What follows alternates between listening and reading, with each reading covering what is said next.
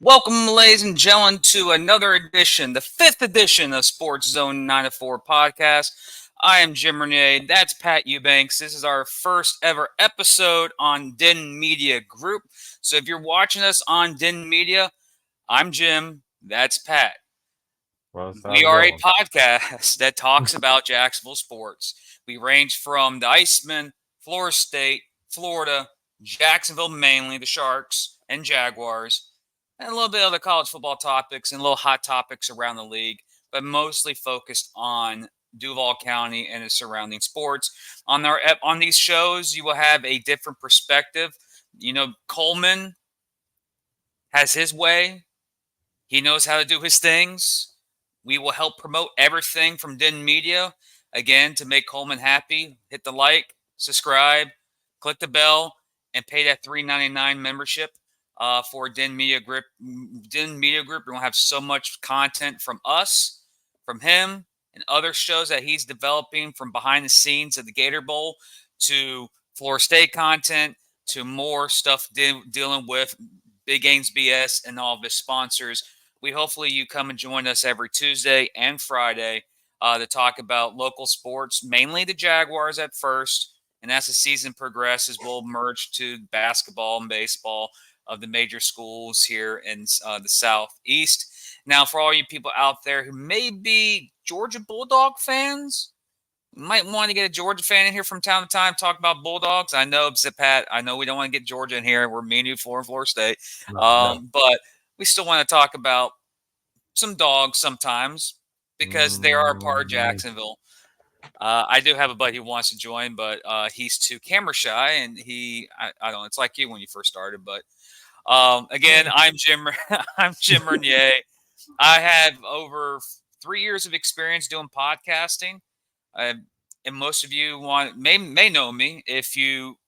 I am the guy who painted the Seminole head on FSU's field for about 3 years, about from 2018 to 2020, right before 2020. So for 3 years, I have a lot of connections inside Doak Campbell. I know about all the rumors and stuff about the Big Ten. When the grounds guy knows stuff is going to happen, most likely Big Game James knows it too. We probably have the similar connections. Also, I have a podcast called Inside the Walls Podcast that covers our National Arena League, Jacksonville Sharks, mostly. So we will have players that come on this show. Some names, players you might see on this show: Cam Solomon, Justin Renfro, maybe Connor Blount. Some players from Florida State, Miami will be on the show interviewing with my connections with that part of the field. But this is Jacksonville sports related. And of course, my friend Pat, it's his fifth episode as a podcaster. So his experience yeah. is a little small, but he's getting better. So, Pat, let the people here in Den Media know your background and all. So yeah, like Jim. I call him by James. I don't know why he goes by two different names over there. Jim's But business. I make money with my gym name. James is different. oh, oh, so you have personality issues. Okay, we go with that. It works in wrestling. Why the hell not? Yeah, you ain't wrong there. But yeah, like Jim iterated over there. This is my fifth episode on the podcast. I'm steadily getting better at it. But I do appreciate having this opportunity, doing this, bringing in sports, talking about sports in Jacksonville, Florida. Big time Florida fan. Been going to games since early 2000s as I was growing up. But also a big time Jaguar fan, loyal Jaguar fan through thick and thin. So we so right now, Unfortunately. yeah, unfortunately we had a lot of those crying moments ourselves, so we always want to go to the hospital for all the cardiac arrest they give us. But Yeah. but yeah, it's definitely a neat experience to be on here, actually do something sports related and actually talk about sports, break down Mhm. all the games. So it's been fun. These first five episodes have been real fun. So hopefully we continue doing it, and hopefully that we get new followers. In time, we will build, and in time, you'll get better, and in time, the show will be legit. It's going a lot. It took me 3 years to build Inside the Walls to what it is today. Hmm. We were averaging 10 to 15 views, a few downloads on YouTube and everything was so hard. 3 years later, we're getting 500 downloads per episode / YouTube views. It's just dedication, hard work to your passion. When people know Yeah. that you're doing, they listen to you. People, if you don't love what you're doing and you act like you try to love, people will know that. They'll call you out. Also, a lot of people want to know, how do we know Big Game James? I was a listener of Sports Den when they were on Saturday afternoons, when it was just him and Denny Thompson, when they had random shows on Saturdays, sometimes during college football games. Then they went to prime time on 1010 about, 3 years ago, I think it was, Pat. Mm-hmm. And then they got kicked off, or they moved off. I missed those night shows with the Sports Den because it was very entertaining. But there's things that Big Game James does that you might see a little bit leaks in here, like hashtag MFTK and a couple of the drives that he's going to do, book back drives. We will help promote the heck out of that. A lot of stuff. We're going to do everything we do to support Den Media, especially here, especially talk about Jacksonville sports and all around the area, from Tally, Gainesville, maybe Athens, maybe not, but mostly Jacksonville in the Northeast Florida area. But of course, again, as you see on the bottom of the screen, what we're going to be talking about today, most importantly, one that I want to talk about is I'm getting tired of entitled Northeasterners thinking they know what the hell's going on in Jacksonville. They always think they know something, but they don't. They really don't. Mike Florio, I don't know why I want to mention this dumbass's name, but I have to. Grabbed a poll from UNF about fans don't want to spend money on the stadium, and right now, if you're watching on the screen, you see this little snippet where he basically found the UNF poll did about 60 different type of polls on this. Like, there's literally like 46% of the fans are against giving money or 46% of the voters are against giving money to the city for them to build a stadium. But at the same time, they do a question later in the survey: do you want the Jaguars to leave? And like, it's 91% says no. So Mike Florio, nitpicked and grabbed certain things of this poll to push his agenda against Jacksonville. This beautiful stadium, I can't wait to have the dome, because we know Everbank Field gets hot as hell. Yeah. And that upper bowl in the wintertime, especially against a Titans game, it was freezing like crap. Definitely. Especially when we went to the Jags Titans last game of the season to determine us to get in the playoffs. We were shivering our asses off. I can't wait to go. Yeah, we were cold as crap. But hey, that shows us dedication to see our Jags get in the playoffs. But yeah, I'm go ahead. I was gonna say, one thing I just love about Mike Florio is, like, he bashes Jacksonville. He bashes the people of this city, saying that we're not a sports town. We never look at all the red from the Kansas City Chiefs. Look at all the blue, the teals from Miami. Has he checked Los Angeles? Obviously not. The Dolphins outdraw the Chargers in LA. The Rams outdraw the Rams, or not Rams. The Niners outdraw the Rams in LA. LA is a shitty football town. It is. But he won't bitch, because he'd go to LA and he knows his way around. You know what I think the reason why Mike Florio hates the city of Jacksonville? Why is that?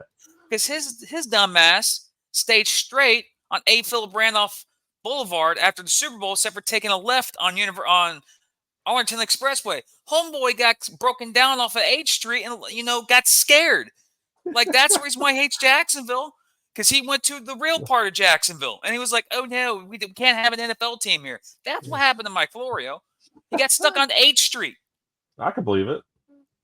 Like, Mike, I know you hate Jacksonville, but you need to do more prep talk. Not prep talk, pep talking or prep, wherever the hell these experts do, and actually do more research. Why the freak will the Jaguars move when they just spent $120 million on the practice facility that just got completed? Facility. A nice one. A nice one. And I quote a certain head coach who's about to get his ass whooped this Saturday up there in South Carolina, said it's nicer than his facility that they just built up there. I'm talking about Dabo Shitty, but we'll get to him later in the I episode. kind of thought you were talking about him there. He doesn't know when to shut his mouth.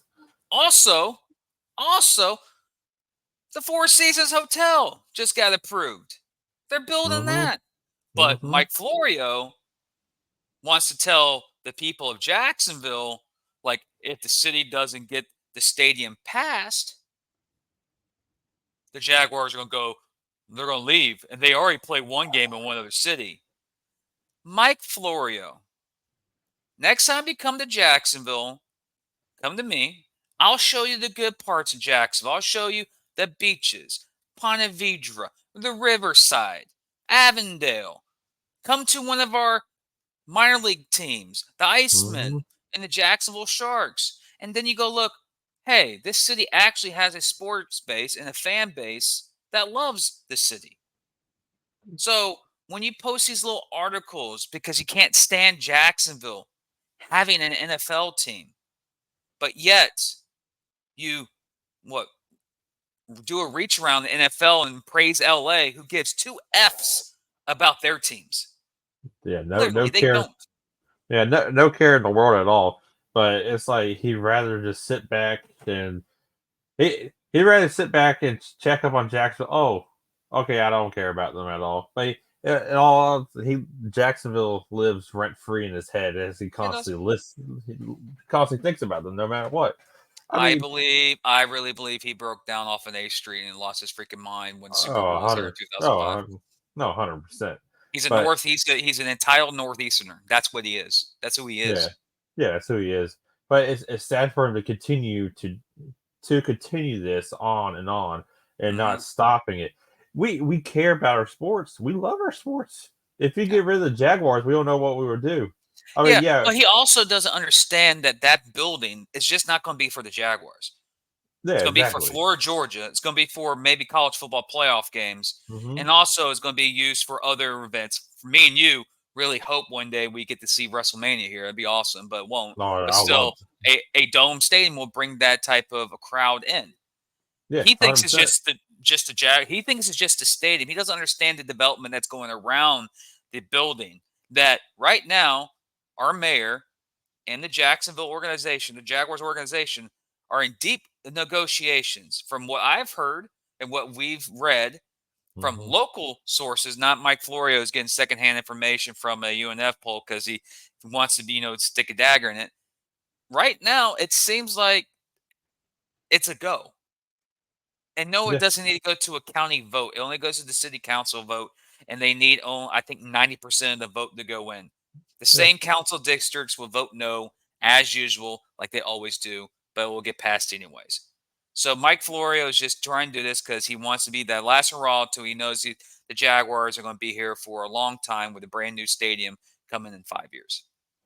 no, I can't That's wait my to see opinion. that stadium. I can't wait for that stadium to come alive. I mean, it's going to be awesome. We don't It's have to going to worry be, about getting sunburnt at 1 o'clock in the afternoon and worry about dying from a heat stroke out there every time we go. But yeah, he just he needs to learn to stop what he's doing is down in Jacksonville so many times. He needs to look at the bigger picture, look at LA, how they don't give two craps mhm. about their football teams at all, which is really sad. Well, I laugh. I remember when the Chargers moved from San Diego to LA. They play in the LA Galaxy's football Mm-hmm. stadium or soccer stadium, wherever the hell they call that sport.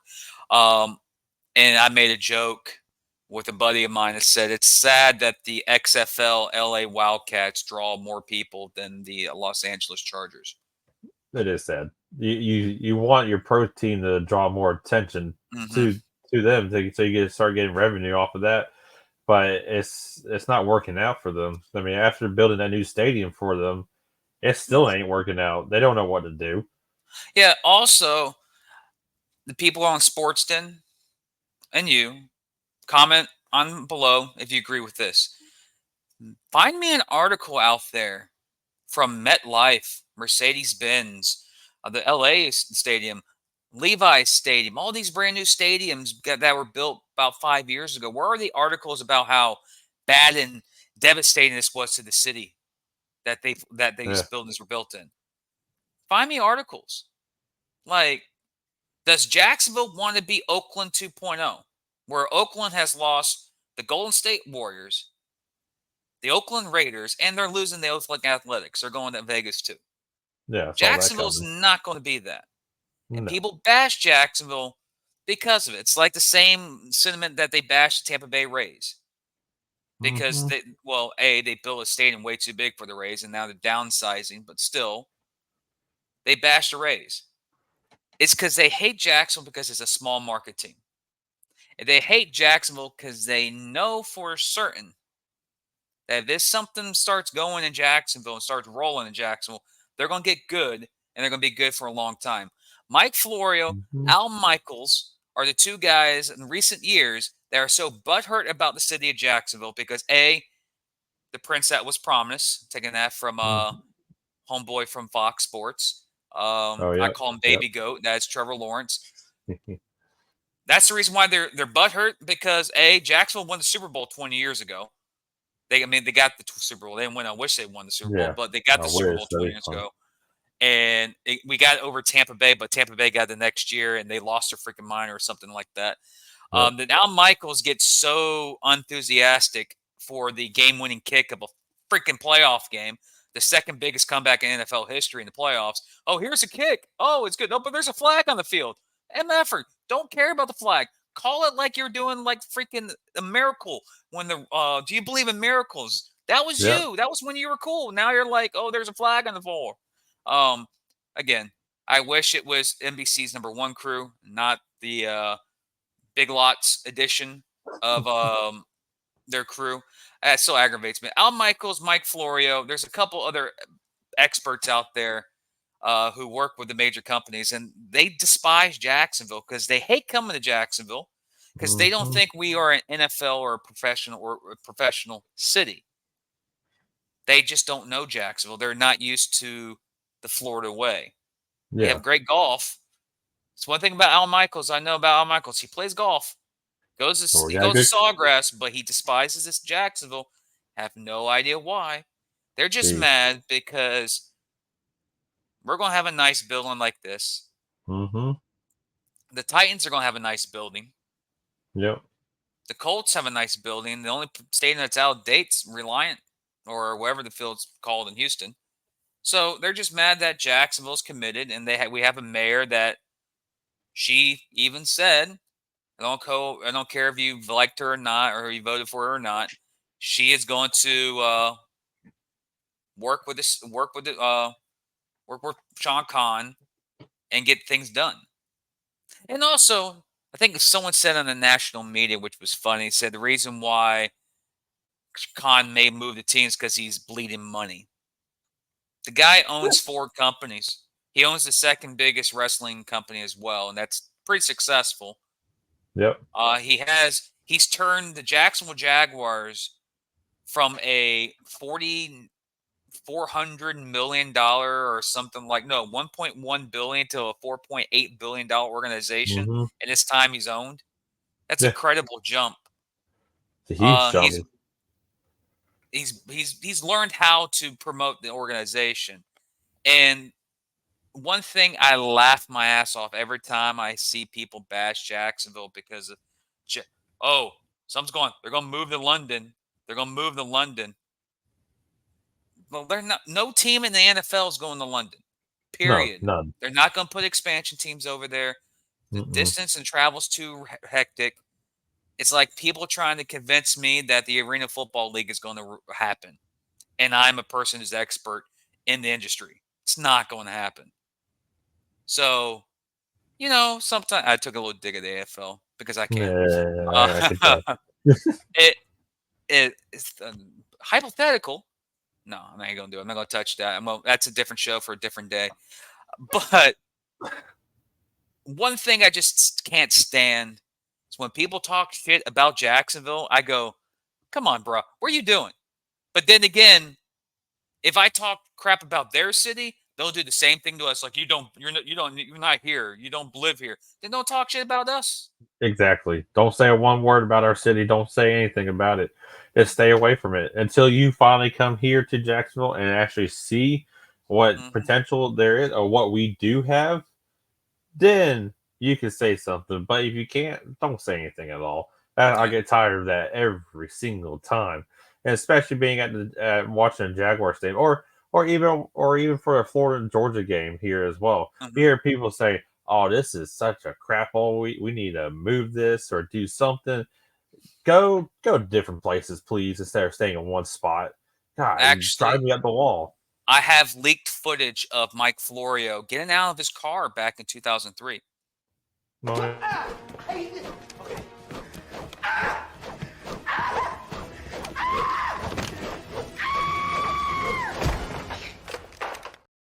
That's the reason why he hates Jacksonville. That's the reason he got out of the H street. He was like, "Sir, can you help me?" Oh, no, no. but yeah, Mike Florio can shove it. We know that he's a homer for the Giants or the Jets, whoever he loves up in New York, and he does a little thing on Sunday Night Football. Whoop de doo. Him and Chris Sims they're just a bunch of egotistic freaks that you know. How can you say they were has-beens? Well, not Mike Florio, but Chris Sims was a has-been, Hmm. uh, and Mike Florio never was, and Yeah. that's what it will forever be. It has been and it never was. But speaking about the Jags this week, um, taking on the Houston Texans. One thing I want to say about the Jaguars, about not just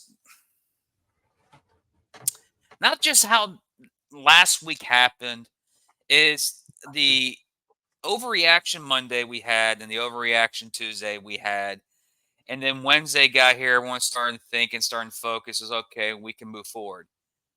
The Hmm. question that I have that people still don't have an answer for is how are we, as Jacksonville Jaguars, going to end the 5-year losing streak we have in our building against a crappy organization that is the Houston Texans?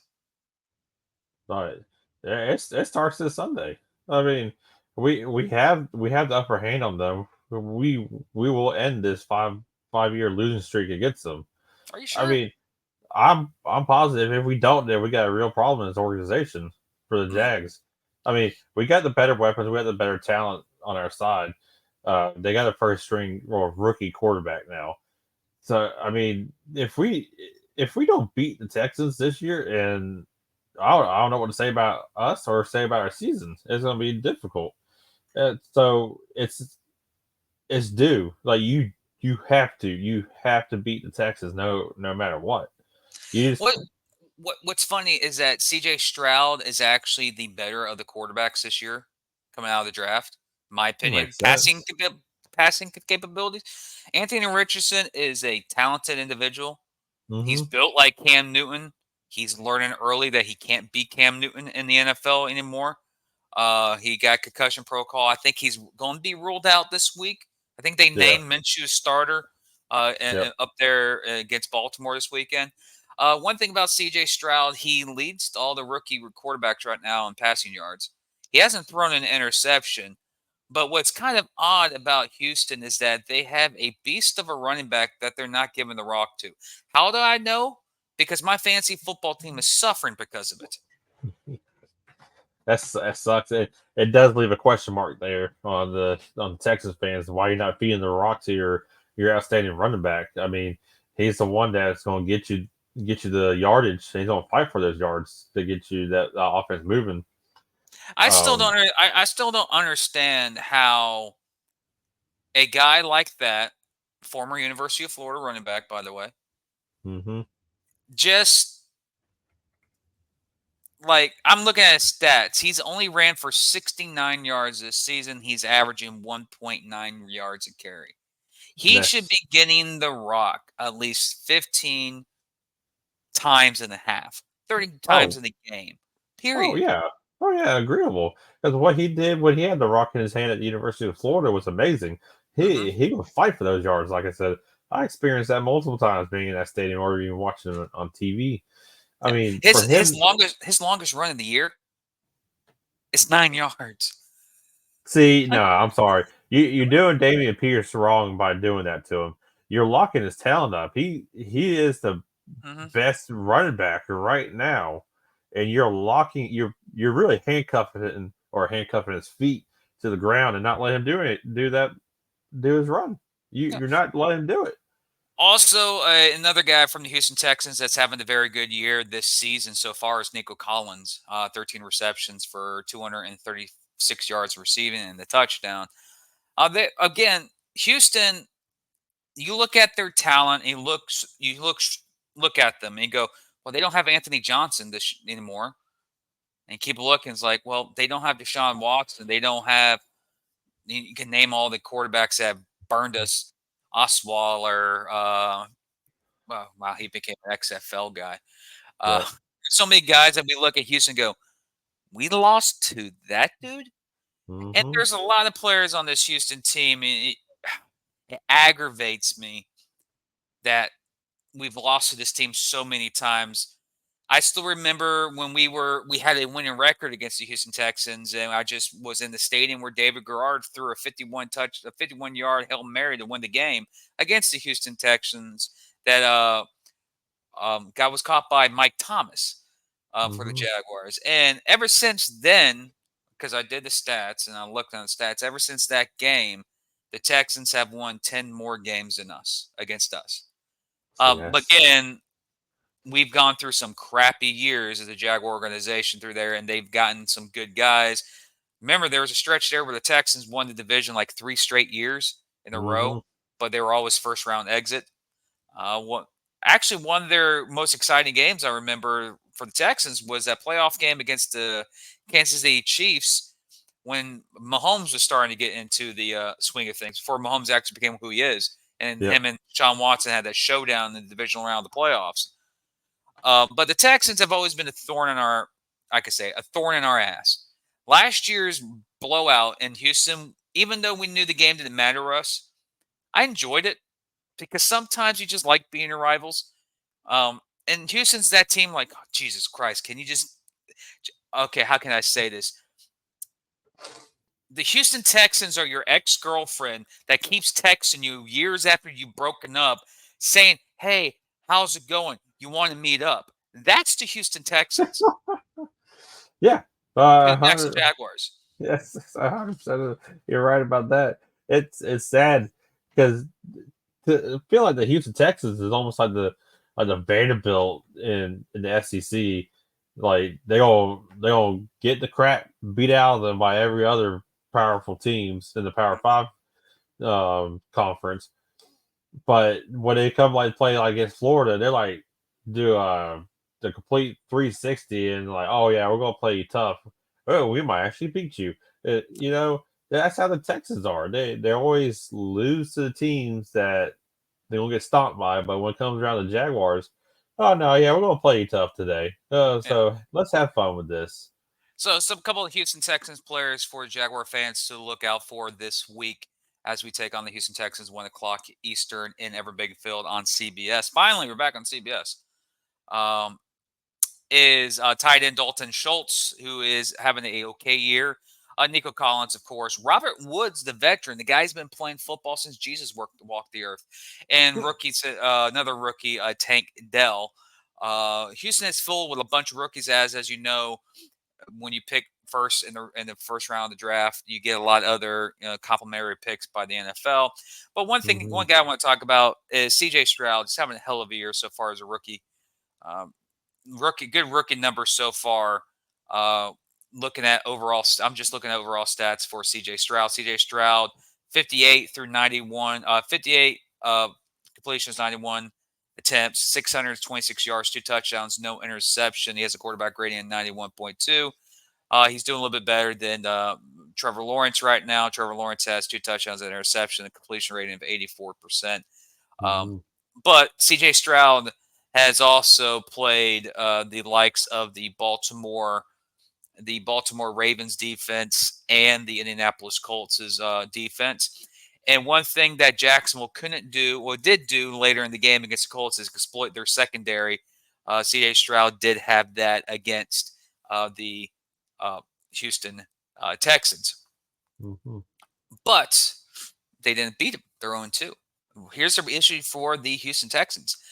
They can't stop a grandma in a wheelchair right now. Their defense gives up a total average. They are the 20 on defense. Well, okay, here's their rankings. They are the 9th ranked total defense in the National Football League. They are the 30. Well, they are the 30. They're actually tied with 3 other teams. Holy crap! They are tied for 22nd against the rush. 22nd against the rush. They are also dead last from points given up. And their third down efficiency this year on defense is dead last in the league, while Jacksonville is 5th in the league in third down efficiency defense, 10th in defensive points, and they're 8th against the rush, and they're also 17th total in the league. They are ranked defense in the NFL right now as the 9th ranked best defense in the NFL for the Jaguars. Of course, the Texans' offense this year is ranked total right now 8th in the National Football League, followed by that lovely 24th ranked defense. So there goes that little flip right there. Mm-hmm. Their defense can't stop a cold. Their defense can't stop a grandma walking down the wheelchair. Their defense couldn't stop Gardner Minshew or Anthony Richardson yesterday or last week. So the issue for me is not Jacksonville's offense against Houston. The issue I'm going to look at is if Jacksonville's defense can give the rookie C.J. Stroud a welcoming to the NFL type of ordeal. Mm-hmm. Guy's been somewhat perfect, hasn't thrown an interception yet. He's been put in situations where he's running out of the pocket, making quick reads and quick slants. I saw a thing on Pro Reference that he is, out of the quarterbacks that were drafted in the last 3 years, he is ranked number 2 out of the 3 years of the quarterbacks for third down conversions. Number 1 is Trevor Lawrence in that 3-year stretch. So, very interesting, little interesting tidbits to look at by the Houston Texans here. Are they world beaters? Hell no. Are they good at team? Don't know. His team sucked last year. But the question always remains, it's Jacksonville, it's Houston. The game is in Jacksonville for some odd reason. Jacksonville plays duds of a game against the Houston Texans, who in recent years, Jacksonville has been the better team. Yep. But Texans find a way to win. What do the Jacksonville Jaguars have to do to get the win on Sunday against C.J. Stroud in that offense? What they have to do, they have to get to C.J. Stroud quick. I mean, blow up the offensive line, get to him, get a couple sacks, force him to make errors. I mean, yeah, as we heard from Jim, I mean, he's the best rookie quarterback right now, especially he's beaten Trevor Lawrence and he's beaten Anthony Richardson, right as of right now, as we just talked about. So Jaguars defense got to get back there, get some sacks, cause some disruption, cause them throw some interceptions, or have them fumble the ball. So that's the way I see it. We can't have no sacks, no forces or anything, because if C.J. Stroud is comfortable back there and he's gonna make those types of passes, that's gonna kill us. Mm-hmm. So that's on defense. That's what we have to do. On offense, we got to make those plays. We got to make those plays connect. We got Trevor's got to hit some of those guys, and hopefully that we don't see any of our guys cramp up anymore like we saw in the Chiefs. That was a little bit concerning, a little bit alarming there, since we played down here. They practice in this heat and this element days in and out. So hopefully that's improved a little bit, and so we problem is they play in Texas and they have a similar weather than us. Yeah, similar. Yeah, similar. So, but right now as it stands, our defense has got to get back there and force Stroud some miscues. All right, I have a hot topic for you, but the reason why I have a hot topic Hot topic. It's Hot English. pot, Hey, Pop Tart. we're not going to hot topic over there in Orange Park Mall. No, No, no, I'll no, pass. That's a no. solid pass. I passed there. I got a hot take. There we go. Hot take. And Better. it's from the script. This is how the things that you hear now, like the NFL is rigged and everything's scripted. Look at what the Rams did. They kicked the field goal to get this point in between this point spread. Yada yada yada, whatever. Yeah. Hot take is that Trayvon Walker gets 2 sacks this weekend against the Houston Texans because he's going to be matched up against a rookie tackle that the Houston Texans have. He should do work on them. Also, the Houston Texans have offensive line issues. They have players that they're moving different players around. Same as Jackson, we're trying to figure out, but we're pretty healthy on the O-line. Houston is not. Jacksonville just 1 week away until we get Cam Robinson back. Then I'll start seeing how this offense works when we get our guys in there. I think we already know what Lucan would do. We already know what Cisco's going to do. We already know what our secondary is going to do. I think the Jaguars defense just proved against Kansas City and against Indy. Got to remember, we held Indy to only, 10 points offensively? That was it? Yeah. No. Yeah, 10 points. No, it was 31-21. So we only hold them to 14 points. Yeah. And we hold a high-powered offense in Kansas City at 17. Hate to say it, but all the national talk is talking about the Jets, the Niners, the Cowboys defense. I think the Jaguars have a pretty damn good defense. I think so too. And once the offense gets their act together, I think we'll be fine. I think our defense is going to wreak havoc over Houston this weekend. I think Trevor Lawrence is going to finally calm down and, take the air out of the ball, but not like Tom Brady taking the air out of the ball type of thing. We're actually going to put the ball placed in the right spots. Give Calvin Ridley the shot. Give Christian Kirk a shot. Rumors is that Tim Jones is going to get a lot of playing time this week because of Zay Jones taking they're going to take him out for this week. Yep. Also, I think Agnew may get a redemption story this week. I think Jacksonville's going to have a solid game. We're not going to predict the games because we're both Jaguar fans. We're both predicting the Jaguars to win. But how we're going to do predictions on this show for the remaining of the season so everyone can keep track? Because I know there's like some sports betting thing. We'll create our own here, and we'll come back and check the tape and see if we were accurate. Fair enough. I'll create one and ask you to say it, and you create one, and I'll answer it. Does Trevor Lawrence over under 3.5 touchdowns this weekend against the Houston Texans? Total passing and rushing, not just passing and total passing and rushing. 3.5 touchdowns. Total 3.5. I think it goes over. Over. Okay. All right. Yeah, I see him over. All right. I'm gonna push. I think he only gets 3. Only 3? I only think he gets 3. But still, it's 21 points right there. That's 21 more points that we didn't have against the Chiefs. We don't talk about that. Chicken nuggets from Andy Reid. What's another one I can do that's going to be more receiving touchdowns this weekend? Calvin, Christian Kirk, Evan Ingram, Zay Jones. Not Zay Jones. He's already out. Can't say Zay Jones. You can't say Agnew. Agnew. I say Christian. Christian gets the more receiving touchdowns.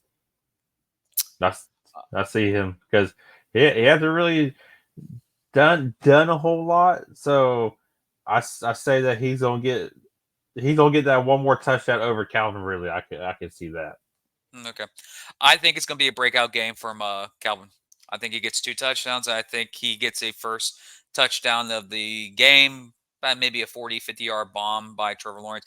That secondary Houston, so they couldn't They couldn't stop Gardner Minshew, who nickel and dimed him down the field. And if you're telling me we have elite receivers on this organization, this team, I think Trevor Lawrence eats them up with the 2 touchdowns to Calvin Ridley. Then Travis Etienne cleans up the path. I think Jacksonville's going to score in the 30s in this game. I think it's going to be like a 34-14 type of game. I think Jacksonville gets ahead in this game early, puts them away, and coast.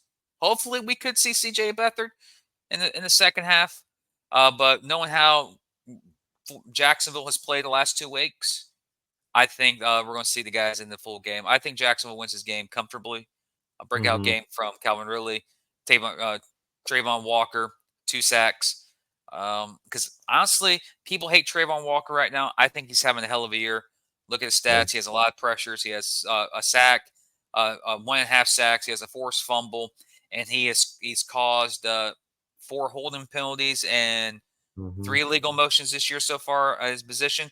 Yeah, that was against Juwan Taylor, but still counts. But I think he's having a good year. I think he had a breakout year, and it's not a must-win. It's a division win, but we got to get the win anyways. But I think Jacksonville has the best big win, and then they'll head over to London, Mike Florio's favorite place, where he gets bangers and mash up there in London, England, where the Jaguars take on. Yeah, the Jaguars take on the Atlanta Falcons next week, and Buffalo in 2 weeks. So we got 2 games up in lovely London, England. So, I was about to say, make sure you tune into Disney Plus to see the Toy Story. You know, no, it's like Nickelodeon. No, I ain't touching it. Don't do it. Nope, I ain't. Screw it. Nope, I'm not. No. Because I can see something bad happening from that list as well. Okay, let's go, ladies and gentlemen. We're going to move to our college football part of the show. But of course, I don't have a graphic for the college football talk. We usually do talk Florida State and Clemson, Gators, and Charlotte in this part. But there's a question that it was actually brought to me from a friend at work today and wanted me to talk about it. He thought it would be a good question to start the season, or the Den season, or being part of the Den Media Group. He asked, will Ole Miss end Alabama's playoff hopes this weekend? And I told him the Alabama Crimson Tide dynasty that we have known over the last decade died last week, even though they won. Even though they beat South Florida. That was a struggle. When you're up 10-3 with 4 minutes remaining in the fourth quarter, and then ESPN says, pulled away in the fourth quarter, that just tells me that ESPN's trying too hard to keep Alabama afloat. No. Yeah. I think the dynasty's dead and up in Alabama. And I do think... What's his name? What's the coach's name up there? Crap. What's the coach's name up in... Who? Ole Miss. Ole Miss, Lane Kiffin. Lane Kiffin, there we go. A former assistant of Nick Saban. Yeah, I think Lane Kiffin slays the dragon, beats Alabama, and then Alabama's going to lose 1 or 2 more games in the season. They're going to lose. They're going to get their butts ran out of the building against LSU. I'm going to say right now that's a loss there. They're going to lose to Ole Miss. They're going to have 3 losses, and that's going to eliminate them officially from the postseason. Not the 12-team playoff, because that's next year, but a 3-team playoff, a 4-team playoff, they're done. Yeah, I think Ole Miss does it. Yeah, 100%. I mean, after watching the Texas versus Alabama game, and Texas coming into Tuscaloosa and beating Alabama, which should have been done last year over in Austin, Texas, that really started the whole downfall of the dynasty for Alabama. Then this past Saturday, you saw Alabama struggle win against at USF. I mean, that's terrible. And a lot of people say, "Oh, it was just rain delay that happened. Players got cold. They could get warmed up fast." No, I'm sorry. No, you can't say that. Those guys that Alabama, Nick Saban always has his guys ready. But this time, you're starting to see the downfall of that dynasty. That their quarterback play is not what we're used to seeing at Alabama. That traditional pocket style passing quarterback. Yeah, there's no Mac You, Jones. There's no there's, Hurts. There's yeah, no Bryce Young. No. there's none of that. So you're starting to see that dynasty fall, and I can see Lane Kiffin and Ole Miss battling Alabama and Hmm. putting that final dagger in that dynasty era is over. You know, So one thing that I I think it would be a topic that would be something that'd be interesting to bring up. Even bring Coleman, big game, on here one day to talk about it. And I don't think I haven't heard anyone really talk about this, but this, we've noticed this year that the SEC is having a really down year. mm-hmm, They're a 100%. really down year, like a bad down year. No, it's bad. We're so used to seeing SEC Hmm. um, like talks about it, hearing about it. I mean, every year. I mean, it's true. SEC was the big time conference that was always prevailing, always coming on top. Hmm. But now you see it. You see Arkansas losing to BYU. You saw Vanderbilt. Yeah, Vanderbilt. I'm actually going to give you acknowledgement on here. Unfortunately, you see Vanderbilt lose I think it was UNLV. Um, I mean LSU losing to Florida State. Beside that was a great game to watch still, but Florida State came out on top. North So Carolina handling South Carolina. North Carolina handling South Carolina. This is not a year for SEC at all. And Georgia fans, you're not three-peating. I'm sorry, it's not going to happen. The No. way I've seen y'all play, and the way I've seen y'all play against South Carolina, that's so bad. No Like I three-peat. said earlier this week, LSU's winning the SEC. Oh yeah, they are the better team right now. They Yeah, are the LSU. Yeah, team in the SEC. I know Carson. Is it Carson Beck or Glenn Beck? No, Carson Beck. Glenn Beck's someone else. I have no idea who Glenn Yeah, Beck. Carson It's back. I don't know Carson who you're Beck. talking about. I don't know who that. It's Carson Beck, the quarterback for Georgia.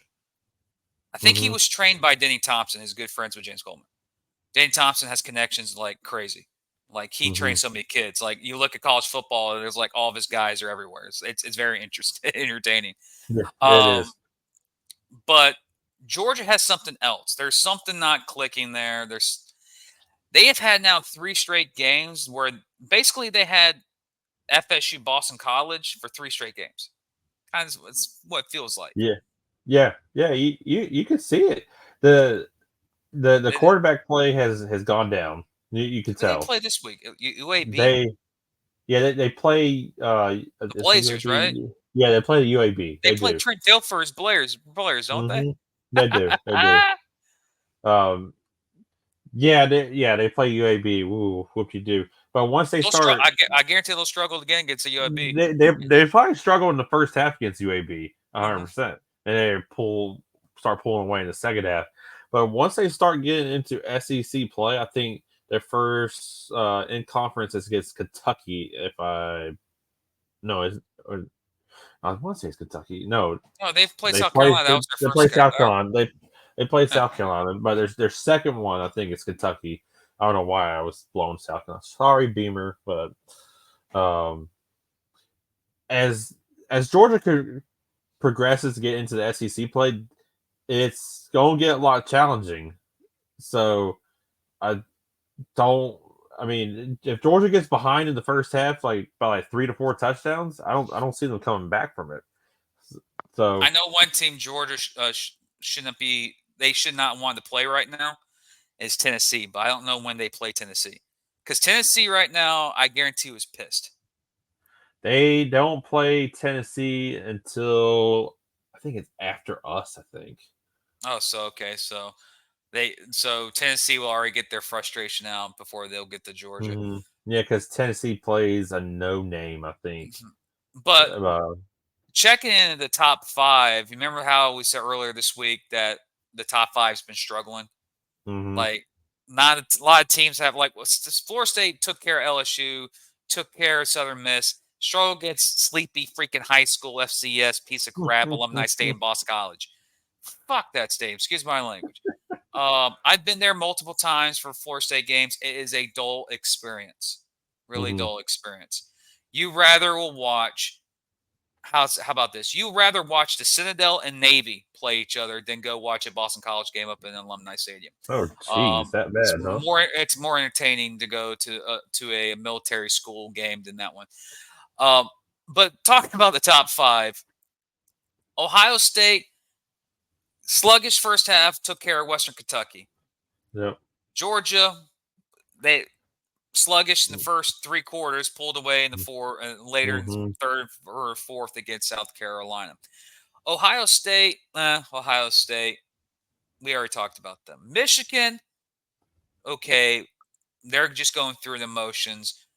Florida State had the BC moment. USC, a little early struggles, but they've been taking care of opponents. Oregon's in the mix. A lot of you look at the top 10 and you can tell a lot of these teams are struggling early in games and pulling away. I don't think it's because of the timing rules, because I think it's one thing. It's what I think it's happening against the SEC right now.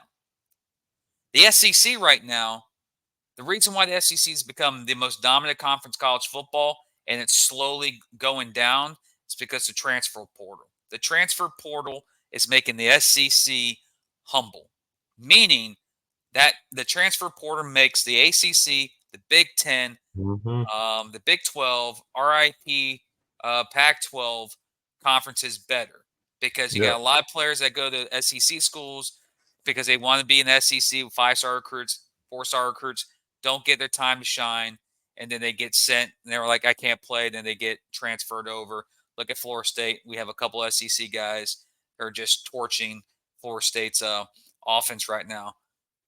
The portal, in my opinion, is humbling the SEC, and it's just the beginning. I really do believe that. Because you look at right now the Pac-12, there's some damn good teams out there that don't get enough, they don't get enough love. Name to fame. But I think the transfer portals is what's making everyone humble quickly. A lot more teams, more parity, which I love. That makes that 12-team playoff next year very entertaining to watch, because there'll be a lot of teams in there that's going to make it very competitive. But do I think the SEC can bounce back? Yes, I do think the SEC is going to bounce back. This is a down year. This may be the first down year. I want to say on 690 here in town that this could be a year where the SEC is the conference that's left out of the college football playoff. I can see it. That's possible. That's very possible. But I think the transfer portal is making everyone humble. I think that's the reason why Alabama's having that freaking decline, is because they get the top classes every single year. It's just by the time those classes get time to play, they're not there anymore. They've already transferred to other schools. Yeah, they're already gone. They'll be lacking that talent depth, I would say. So you start seeing all that talent going to other places and actually showing what they're capable of doing. Agreed. And the one thing I always get a kick out of, I hear Florida fans, I hear Georgia fans, always fly the SEC banner. Like, oh, the SEC. I'm like, what, the SEC who just barely beat Tulane over there in Baton Rouge? Like, the SEC who is in a fourth quarter battle with BYU? Shame on you, Arkansas. Like, I know we've seen some moments where SEC teams have, pulled off some big-time wins against top opponents. But this is the first time, and I have to credit Danny Kanell from this, in the 7th game, big games that the SEC has played against Power 5 competition, top 30 ranked teams in the ESPN top 30, the SEC is 1-6 this year against them. Their only win is Missouri over Kansas State. This is non-conference. It's not in conference play. No, yeah, it's all non-conference. Yeah, it's kind of you starting to see it more and more. You know who number one is? Number one right now. The conference that won't exist next year. Pac-12. Oh my gosh. The Pac-12 is 9-1 overall. So far, the first 3 weeks of the season, they're 9-1 against non-conference teams in the power and ranked in the top 30 of the FPI. Pac-12 wants to have one last ride before they die. Yeah. But speaking of the Pac-12, we got to touch on this before we get into the FSU topic and before we end the show. Does primetime Dion get humbled in Oregon this weekend? 100% gets humbled. I think He's he going gets up. boat raced. He's going to get boat raced by Oregon. Oregon's going to whip that ass. Oh, yeah. I mean, that the coach for Oregon, I can't think of his name right Pam now. Lemming. Yeah. They were interviewing him, and they were trying to get his comments about Prime. He's like, I will get these boys ready. I will get Oregon ready for Colorado coming in. They didn't give him nothing. Gonna give him Didn't zero show bulletin board material. zero, nothing. That tells me right there that he's focused. He's gonna get these boys focused, and he's gonna kick Prime's butt. I'm out of Eugene going back to Boulder. We could save this and clip it. Anyone who gets it, if someone's listening to this, save the clips. If this happens, if Oregon whips that ass, I will not be surprised if Aflac cancels its partnership with Primetime. Because Primetime's like, I'll deal with the Buffalo now because the Duck just kicked my ass. We'll see Prime on the Buffalo Wild Wings commercial. Yeah. Yeah. I honestly, from what he's doing in Colorado, it's pretty good. He's given Colorado a spotlight, and everyone's joining the hype. And I said it earlier this week on our show. Once his sons go to NFL, he's gone. Yeah. He's not going to stand on. And Colorado will go back being the let's say, well, they're going to be in the Big 12. So Colorado will be, they'll go back to being the Louisville of the ACC type of team. Okay, some years, but suck all the time. Yeah. That's what Colorado's going to be once Dion leaves. It's good right now, and he's enjoying it. But look what he's done. I think Coleman said this on the previous show, or I could be getting it from another show. They said, look what happened when he did the Jackson State. He brought them up, got them spotlight. Once he left Jackson State's program is just like falling apart. Yeah. He's like, that will happen in Colorado once he goes to the NFL because it's prime time. One thing I have to admit about prime time is wherever he goes, he sells. Mm-hmm. Yeah, 100%. Yeah, 100%. Once he got into Colorado, he was selling, willing, dealing. So he was bringing that spotlight to Colorado. He was getting more big time names, recruits coming over there to Colorado. Yeah, but it's going to be such a hard fall for Colorado once he leaves. It's almost. But Shedeur is good. He's a damn good quarterback. He's going to be in the NFL. He's going to be an NFL quarterback.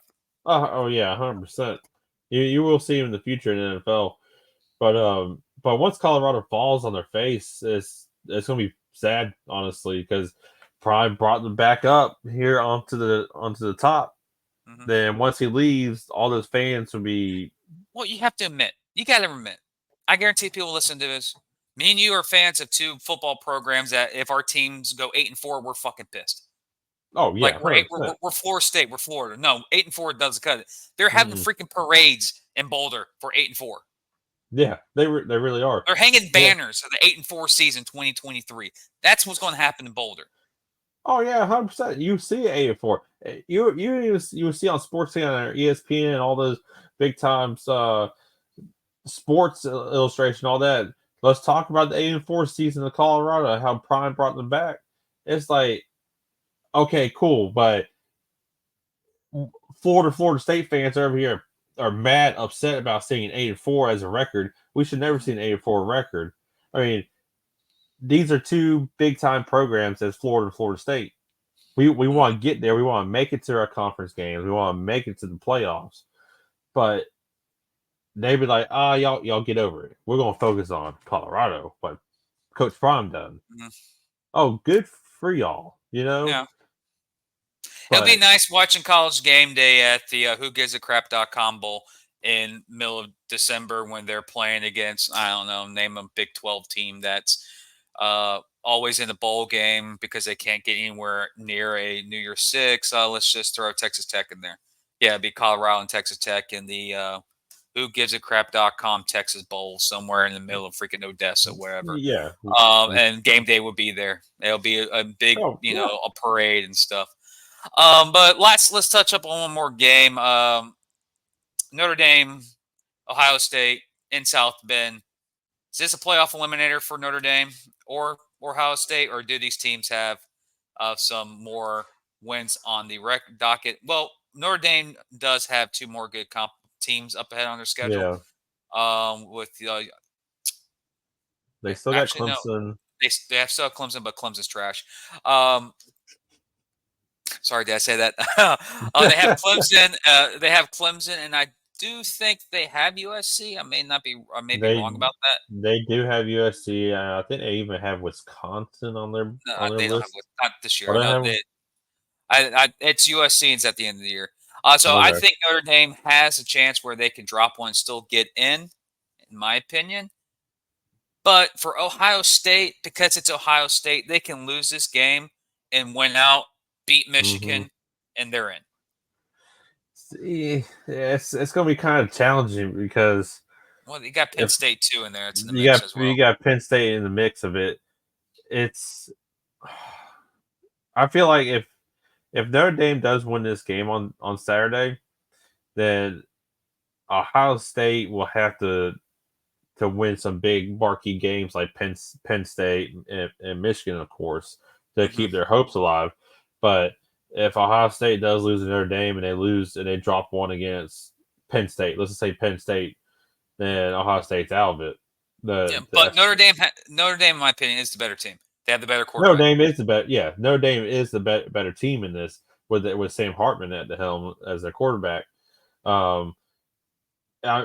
It's hard to say with Notre Dame right now since they're out. They're not in the conference. They're independent still. I hate that. I wish they were in the conference. Because they. Yeah, I know. I mean, that whole. Join the ACC, Notre Dame. Just join the ACC. You're already in everything else. Yeah. You got your boy Stanford in the fucking conference. Now you join. Yeah. Sorry. No, you're good. I mean, I agree 100% what you just said. Like join ACC. You got everything else in ACC, but it's hard. If Notre Dame drops one, they're still going to be in it. They're going to be ESPN and all them be like, oh, since they got more marquee games on their list, they still got a shot. So it's hard. It's really hard to say with them being out of conference, which is stupid. But I'll take Notre Dame over Ohio State.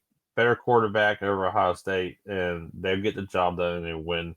Then Ohio State, y'all just better not drop another game against like Penn State or Michigan. If so, then you're done. So, problem with this is Notre Dame will beat Ohio State, then they'll lose to Western Michigan like in a week. And that's the thing too. That's Notre Dame in a nutshell. If Notre Dame does that and they lose to somebody they should beat, then that's not a good look. And it's not going to be a good look on Ohio State either. Yeah, so there's some interesting matches up. What the fuck?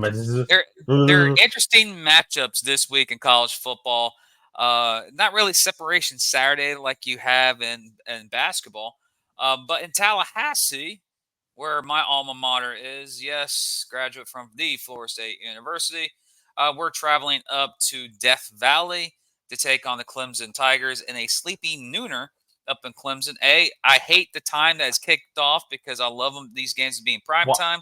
But at the same time, I love it because it doesn't give the chance for the drunk fans of Clemson to get intoxicated before the game. I'm sorry that y'all's game is a noon o'clock game. Talk to ABC. Don't talk to us. You got the number to ABC? Because I'll give them a call right now. Oh, I mean, 1-800. We don't give a. This game is interesting. For me, that's been watching Florida State over the years. We have lost 9 in a row to the Clemson Tigers. It's been a very long drought against them. A lot of recent games have been very close Mm-hmm. because Mike Norvell's getting everything together this year. Florida State is ranked number 4 in the AP, number 3 in coaches. Clemson is out on the outside looking in. People are saying as this game gets closer, the money line's heading towards Clemson because Clemson has a solid defense. Why is FSU so favoring this game? There are a couple of things I want fans to realize about Clemson. Yes, they have a good defense, but Duke ran all over them in power Mm-hmm. I formation. Charleston Southern ran the ball on them with ease. FAU, who doesn't have a running game, ran the ball on them with ease. Clemson, even though they have a good defense, can't stop the run. They cannot. Kate Klubnik, the quarterback for Clemson, the one that they said coming into this season, he's just as good as Trevor Lawrence, has thrown more interceptions in 3 games than Trevor Lawrence did in 2.5 years or 2 years in Yeah, Clemson. 2 years. And Klubnik has thrown 5 interceptions already in 3 games. that's sad. So since you're talking about FAU, Charleston Southern running the ball on that defense, Mm-hmm. how confident do you feel about your run game then? So do you feel like it's going to be over 100 yards on them with just one or both of your running backs? Honestly, with Benson, I think Benson gets around about 60, most Mm-hmm. likely. But I bet you see more Jordan Travis running this game more Mm-hmm. consistently than he did last week. He was nursing his shoulder. He's in great health right now. I've watched all the practice videos. That's good. But knowing Florida State and knowing Clemson, their goal is going to try and take away the passing game or running game. I think Jordan Travis is going to scorch Clemson's DBs because here's my reason why. They're going to have to try to stop Florida State somehow. Florida State has weapons galore, plethora all over the field with Keon Coleman, with Johnny who decides to catch the ball Wilson when he wants to, Jaheim Bell, and then you have Benson in the backfield, but Jordan Travis itself. Florida State, I think, kind of walked their way in Boston College, but as you know, last week there was reports that half the team was fighting the flu, and earlier this week, you found out that that was literally the reason why half the team was sick. I think again, sleeping Nooner in Boston College in that god awful high school stadium really freaking Mm-hmm. ruins the momentum for people who are like Florida State, who's used to playing 80,000 seat packed stadiums, and you go to a Yeah. high school stadium. This stadium is going to be packed. It's going to have a lot of energy in it. Florida State's going to be ready. For Florida State to win this game, it's not if they can run the football. The thing is if Florida State can just apply pressure to Klubnik, it's over. Klubnik is almost, again, this is like for any quarterback at any stage of any level or in any league. You give a quarterback time, he'll slice and dice you and kill you. But Kate Klubnik, right here in the stats, he is the worst quarterback in the ACC while under pressure. The worst quarterback. So the worst quarterback in the ACC right now. No, he's not the worst. When he's under pressure, his completion rate is 27%. Interceptions, he has thrown 5 interceptions under pressure. Completion rate, 27%. The average yardage per play while he's being pressured, that's right now, first 3 weeks of the season, average yard per play while he's being pressured is -7 yards. He's either getting a sack, he's throwing incompletions, or he's throwing interceptions. He is the worst quarterback in the ACC on that metric alone. Okay. Florida State's defense, even though it got scorched by a running back that had an arm last week in Boston College, their secondary is ranked is actually in the ACC ranked second right now. Nationally, they're in the top 10 secondary in college football. Pressure Klubnik, make him make plays. Let Will Shipley do Will Shipley things. He's going to be in the NFL next year. He's a damn good running back. Yep. Let him do his thing. If Florida State can get pressured on Klubnik, if Jared Verse, Peyton is getting up there, maybe some side of Lovett, and maybe, get Fisk in there a little bit, try to get some pressure in them, I think it's going to be a long day for Clemson. I do believe Florida State is more physical than Duke, who outmuscled Clemson just a couple weeks ago. Mm-hmm. Duke's a damn good team. I think Florida State goes into Clemson, wins a close one. The only reason why it's going to be a close game is because it's FSU Clemson, and Dabo Shitty always has something up his sleeve. One day that guy is going to fall down the hill and roll down the hill every time he's trying to sprint like he's freaking Usain Bolt. Like, we don't care that you're running. You're a coach. Just get to the damn sideline. We don't care. It's not about you. One thing I know, name, image, and likeness is what Florida State's built on. I know you said God, image, and likeness is what built Clemson. That's not making you win football games. You're getting out-recruited by your rival. And remember, Clemson fans, this is me being an FSU fan right now.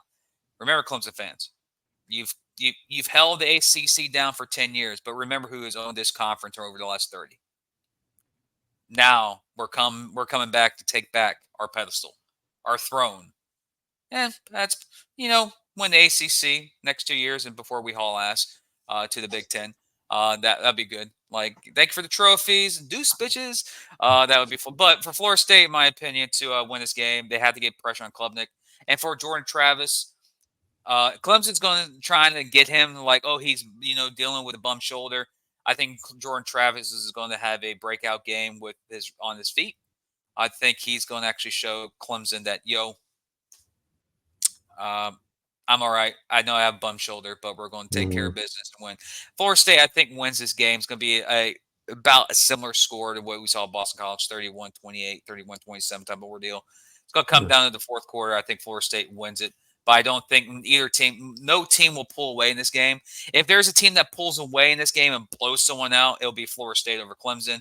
It's either going to be a blowout win by Florida State, a blowout win by Florida State, a close win by Florida State, or a close win by Florida, or a close win by Clemson.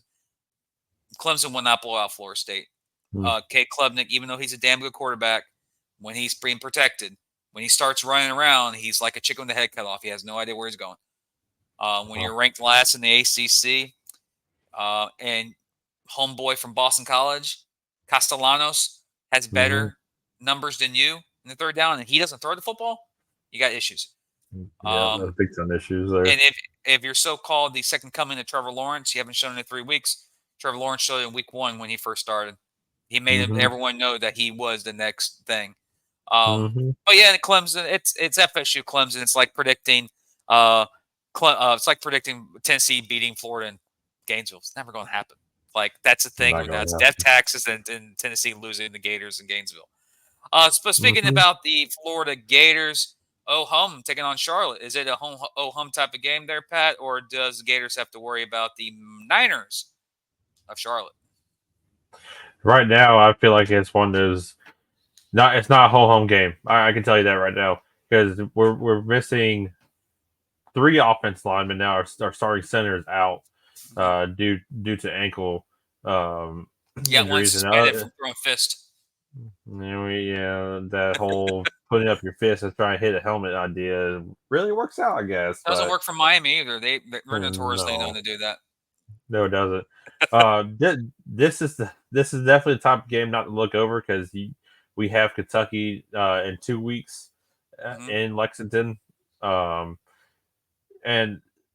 the way I see this and the way I heard, especially from Billy Napier, he said that the first 2 practices, the guys have not been showing out like they should have been, not been putting their fourth effort into their practices. They've been kind of cakewalking it, if you can say, after being 11th ranked Tennessee.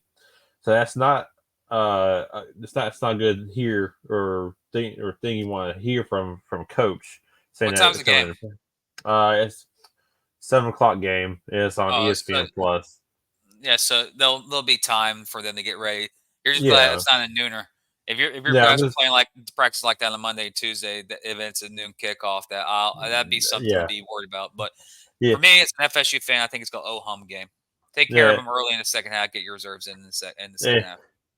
And an interesting fact too: the quarterback for Charlotte, Jalen, he used to be on the University of Florida. So, but here he is on Charlotte's team. Florida's defense right now has been eye-popping. They're the number 1 defense in the SEC right now. They are 10th in ranked defense nationally. So if the defense could stop Charlotte real quick and Mhm. get to them, then Florida should be able to put this team away with Graham Mertz. That's quarterback has surprised me. I mean, as a Florida fan, I put him down a couple times, but he has surprised me. Um, You should wear. I forgot who said it. I think it was on 1010XL a couple days ago. Graham Mertz is just a white David Garrard. I heard that on 1010. I lost my shit. that's funny. I wish I heard that. I wish I heard that. I But was like, what? Who said that shit? Uh, but yeah, but Mertz has not put you in a situation that you need him yet. no, he has not. Mertz has definitely been that game management quarterback Hmm. that's been throwing the ball nicely, been hitting his receivers well. He hasn't been forcing the ball to the receivers, try and get that ball in there to the receivers' Yeah. hands and try and get interceptions. Um, which has been nice to see a quarterback is actually up there managing the game. It's also um, having ETN probably having another breakout game again Hmm. on them where we'll probably see in the second half. We'll probably see Trayon Webb back there give ETN and Montreal Johnson some resting time for Kentucky. So but as of right now, I'm definitely. I don't know if any other Florida fans like this, but I don't want Florida to overlook this team heading into Lexington next Saturday.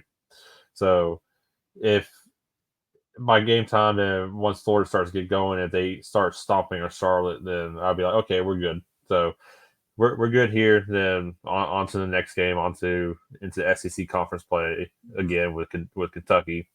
In all honesty, I'm kind of glad that Kentucky game's a noon game, so we have a chance there, maybe. Nooners, that's what happens in Nooners. So that is Hmm. your week recap or preview of week 4 of the college football or 5. Do they count week 0? No, it'd be technically it's week 5, but it's week 4. Week 4, yeah. Week 4. Round table time. Jacksonville wrapping up. Jacksonville Sharks keep adding key additions. They bring back the 2023 Offensive Player of the Year in Cam Solomon. He signed a deal with the Jacksonville Sharks for the inaugural IFL season. Also brought back quarterback Connor Blount. He was leading the league in passing and rushing yards before he went down with his injury in week 3 for the Jacksonville Sharks against the Orlando Predators last year. So the Sharks are reloading for a season. But speaking of reloading, Cam Solomon, wide receiver for the Jacksonville Sharks, will be on our show on next Tuesday. Talk about Ooh, Sharks and his off-season preparation for the upcoming season here in 2024. And also, he's a fan of local sports, so we'll have him join and talk about stuff around Jacksonville as well. That would be Cam Solomon next week on the Sports Zone podcast, episode 6 for 5. But with that, ladies and gentlemen, that has been a long extended. Sorry about the extended show. It's our debut show here on Den Media Group. Hopefully, you like, subscribe, click the bell, and to make James happy, remember $3.99 membership for the entry fee. Support the show. All all the stuff, all the proceeds of the memberships go to help his book bag drives and all the events he puts forth for the tailgates, for FSU tailgates, and other events that he does for the community, for both Tallahassee and for the city of Jacksonville. So $3.99 goes a long way. Also, follow mhm, us on Twitter at SportsZone904. I usually operate it, so if you see someone being salty, it's usually me. For that guy. anyone out there that's fans of arena football or the Jacksonville Sharks, Inside the Walls podcast is the other show that I do. We will be bringing that back here pretty soon. That's my personal show. Hopefully, you guys can join that as well. And also, uh, talking with some members of the Jacksonville Shark organization, trying to become a semi-official show of the team with my background. So hopefully, I can get that done. Hmm. But again, Cam Solomon next week to come on the show to talk about Sharks and other action around area. He's a damn good wide receiver from Florida Atlantic University. And he's been here in Jacksonville. I think this is going to be his 5th season with the Sharks. So he's becoming a well-known personnel. Also, we might have an appearance of Devin Wilson, Uno, also a Jacksonville Shark. He's also an offensive coordinator of the Oakleaf High School down there in Oakleaf. So you'll get him up in here to talk about high school sports in the city of Jacksonville. Any last thoughts, Pat, before we let everyone go here? No, nothing too major right now. But hopefully everybody has fun time on the weekend. Enjoy your sports. And as Jaguar fans, put the panic button away. Oh, that panic button would be really lit if we lose to Houston. Trust me. Yeah. I'll be the one that'd be screaming at the rooftop about that crap. But with that, ladies and gentlemen, enjoy this weekend. Florida State, noon. Florida, Charlotte, 7 o'clock. Jaguars, Texans at 1 o'clock. We'll be back here Tuesday. Cam Solomon, Jacksonville Sharks, FSU Talk, Florida Talk. Also recapping the Jaguars here at Sports Zone 904. That's Pat. I'm Jim. This is Sports Zone 904. Den Media Group. Like, subscribe, click the bell. You got this. Morale. You got so much shit I gotta remember to do. I forget about this sometimes. Like, subscribe, click the bell, builds morale. Join the membership, $3.99 Den Media Group. That's Pat. I'm Jim. This is Sports Zone 904. Enjoy your weekend, folks. Be safe. We'll see you next week.